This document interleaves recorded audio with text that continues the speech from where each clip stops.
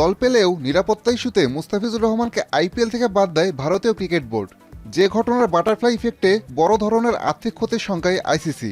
মুস্তাফিজকে অবশ্য আইপিএল এর সময়টা বসে থাকতে হচ্ছে না, একই সময়ে হওয়া পিএসএল এ দেখা যাবে তাকে।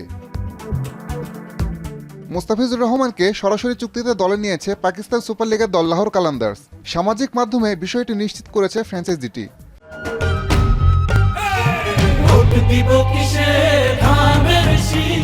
ফেসবুক পেজে দেওয়া পোস্টে মুস্তাফিজকে বাংলাদেশি ভাই হিসেবে সম্বোধন করে তারা লিখেছে, ওয়ান্স এ কালান্দার অলওয়েজ এ কালান্দার।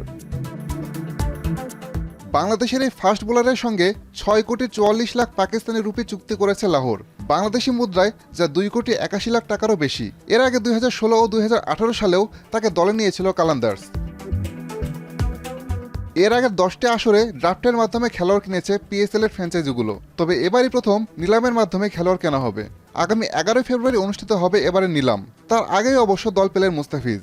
26 মার্চ শুরু হবে পিএসএল এর একাদশ আসর, ফাইনাল অনুষ্ঠিত হবে 3 মে। আসাদুজ্জামান লিটন, এখন।